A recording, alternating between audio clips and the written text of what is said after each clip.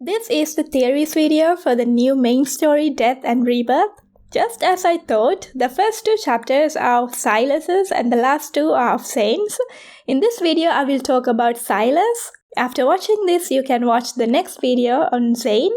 As always, this is how I interpret the story. If you interpret it differently, feel free to share your thoughts. I would really like to know how you interpret it. This story is a continuation from the fourth main story, and this new main story has a lot of references to the recent world underneath, the anecdotes, the Bond stories. So if you are new and haven't read them yet, you may not understand some things, and there will be a lot of spoilers in this video.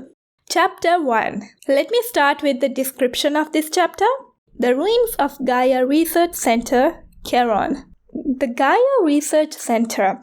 Ever invested in the Gaia Research Center for human observation projects, and it was destroyed during the chronolift catastrophe, and its ruins are now called Charon. Now, Charon is a figure in Greek mythology who carries the souls of the dead across the river that separates the living and the dead to the underworld, to Hades. And we know Sylus is having a lot of Hades references. Maybe the name is suggesting that this place will give the truth that Sylus has been seeking for. Let's see. Orange-red lasers surround the area of no return. Once again, the Zoion hunt begins. Zoion comes from an ancient Greek word. It means a living creature, animal. It also means a species of an unknown origin. The Zoion hunt and once again. So this is not the first time this hunt takes place. Okay, I checked the other three version descriptions. All of them says this hunt takes place every 3 years, and in the English version they forgot to write it down. But it appears in the English story, so we are okay. Will the truth come closer once you enter the arena? The arena. This reminds me of the arena in the World Underneath Mischief. Now I don't know whether it's the same arena. Okay, now that we read the description, let me talk about what's going on in this chapter. It starts with the Hunters Association relocating the spatium core due to some conspiracies circling around, mostly due to the sudden appearance and the disappearance of the fast-space fleet on land in Skyhaven. A little recall for the spatium core. It is an ether core that can manipulate space. We collected its protocol fragments in the third main story, the one with the branches, and the last piece to complete this protocol went into the hands of the Far Space Fleet. Now there are two groups of people in Lincoln, the prototists and the purists. The prototists are people who encourage the research and the use of protocol technology, and the purists are people who are opposing it. As an example, we have Simone as a prototist and Andrew as a purist. Now, while they are transporting the protocols, they get attacked. Someone among them speaks to the MC, a woman who has spent time with her in the Gaia Research Center, and someone who knows Josephine. Could be another one of the researchers. We don't see her at all after this brief appearance. And while MC was weak with the explosion, she absorbs the spatium protocol. This increases the power in her body, making her unstable. As we know, the Gaia Research Center is located in the N109 zone, which was once a technological hub. MC goes there to seek the truth about her origin. We get to meet this old man in the N109 zone, Dimitri, who is the Lord of Charon. He describes himself as a ferryman on the river Styx, and he helps travelers cross. This is actually the description of the Greek Charon. Then he makes this question, are you planning to cross Charon's river? When you think about the description of Charon, a person who carries souls of the dead, this question, in other words, are you planning to give your soul away? Are you planning to die? When I saw this question, I already knew this man was trouble, which proves to be true in the next chapter. Okay.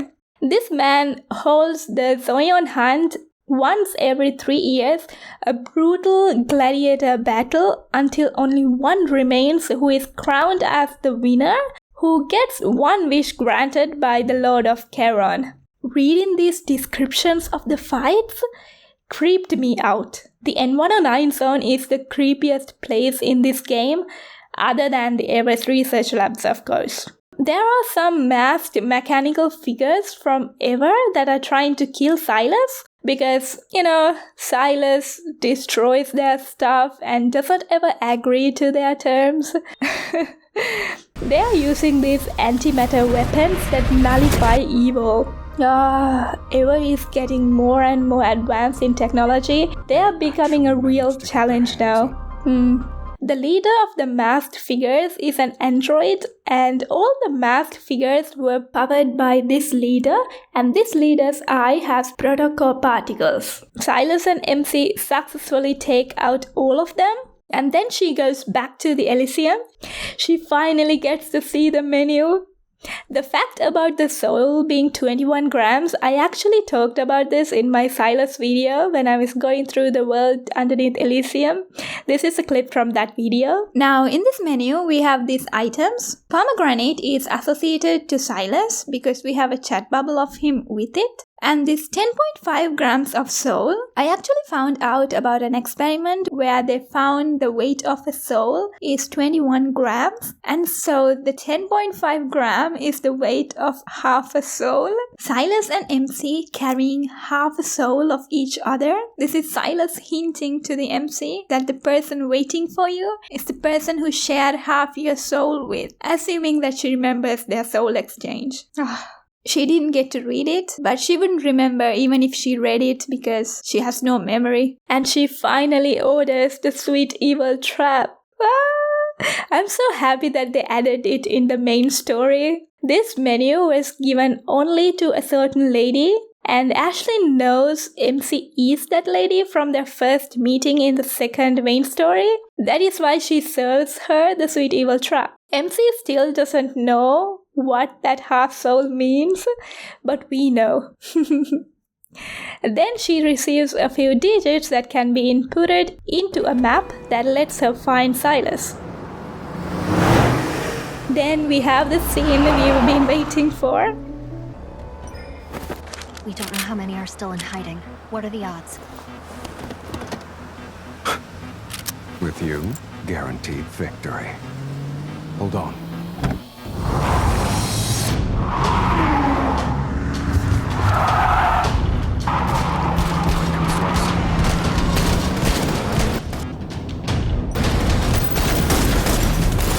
Can we appreciate just how thrilling this scene is? Evil Sylus. Then you should help me fix that. Change your perspective.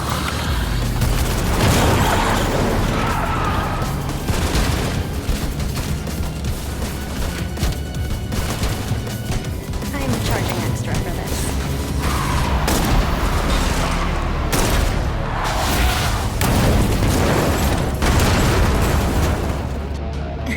Look at us.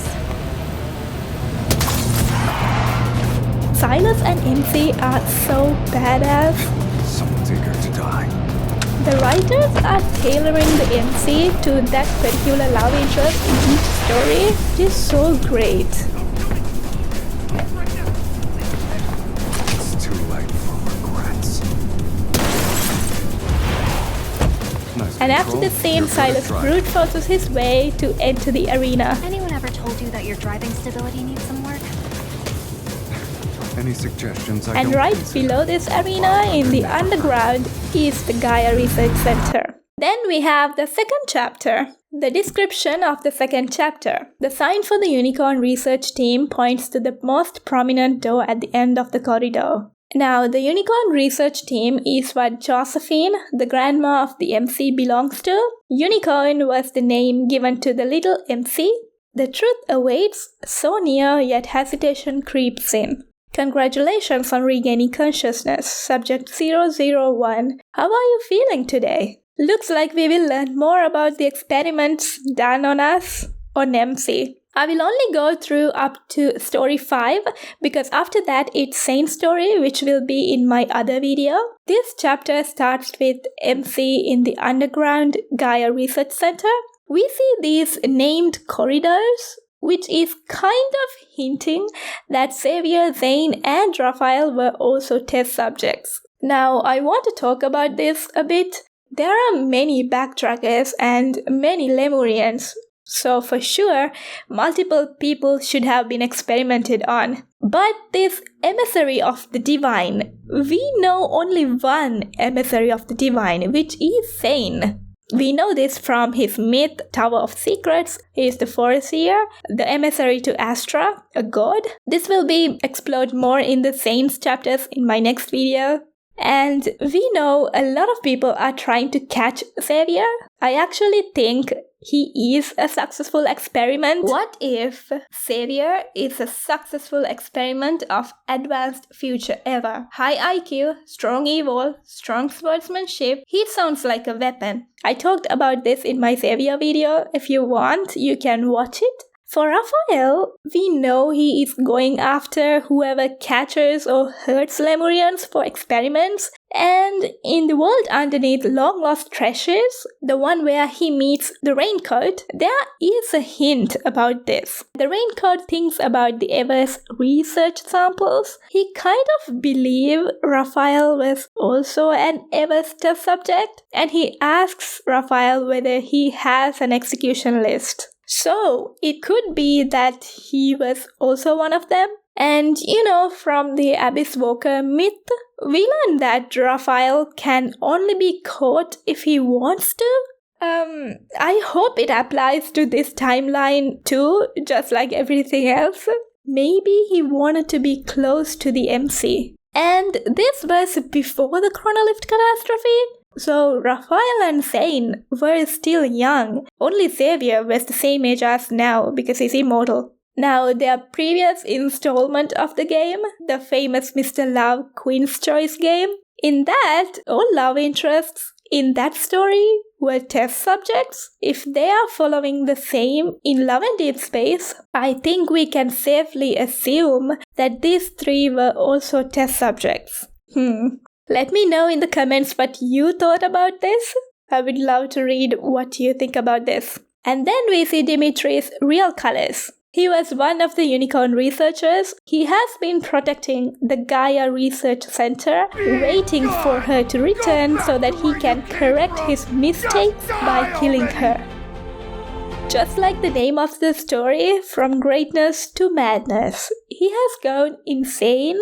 He thinks he can atone his sins by destroying what they created. They had started this experiment when they received a faint signal from a planet, which I believe is from Sylus, achieve immortality by harnessing an inexhaustible cosmic energy source.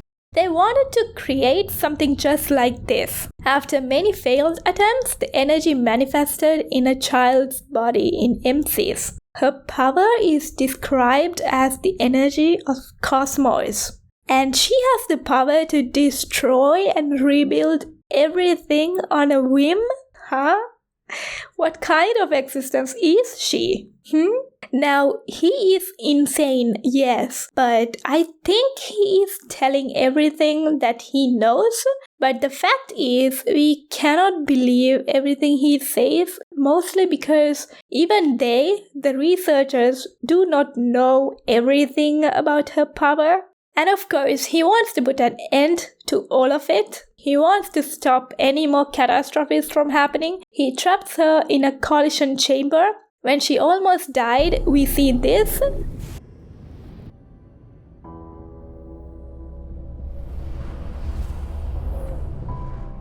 I am the cosmos.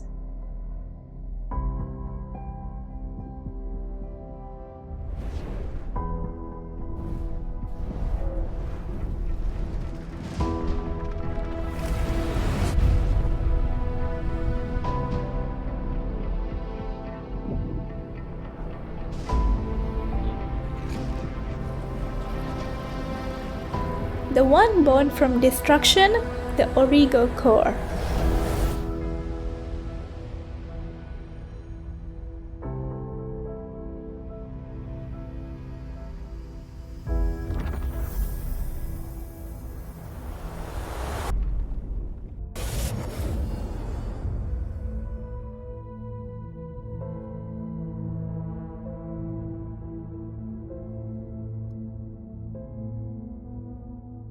And she gets more memories now. Good.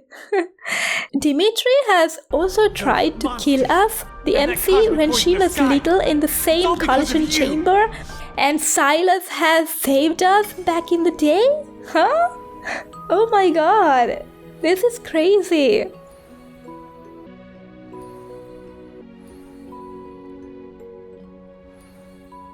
Okay, now, 14 years ago, Sylus saved us from this freaking collision chamber, and Lumia saved us from the ruins, and Caleb has been close to us in the shelter. I wonder what the other two guys did. And if Raphael and Zayne were also test subjects, this all makes me think that the guys wanted to be close to the MC to save her from the chronolift catastrophe. And as she has more memories now, we learn that she and Sylus has also met when they were younger. They have fought in an arena. And there is this place, Tartarus. Isn't this the prison from his trailer? Is this another one of their lifetimes together? And if we follow the fact that he has always been a dragon, you know, he has his sensitiveness and his nocturnal lifestyle, the little Sylus that appears in MC's memories is a human. So it could be before he got his horns and the tail, because if you remember from his myth Beyond Cloudfall, he was born with a human appearance. I don't know if I can connect these memories to the Beyond Cloudfall myth. Maybe this scene happened before dragons came to Sylus, or maybe it's an entirely different timeline. Let me know what you think about this. And he says the Sylus in front of her now is the Sylus that she escaped the arena with. Sylus kills the madman Dimitri, the Zoion hunt ends, the overtime destroys the arena, there is nothing left of the Gaia Research Center other than this biometric key of a researcher. Her next step is investigating this key. And from the story 7 onwards will be in Zayne's video. How do you feel after reading these first 2 chapters? If you interpret the story differently and if you want to add something, please share your thoughts in the comments. I love to read them. Next is Zayne's 2 chapters. You can watch it. I'll upload it soon. I am still shocked at how Zayne's story played out. If you read his chapters, you know. He is drowning in his own nightmares. Anyway, until the next video, this is Ari's Haven. Thank you for watching.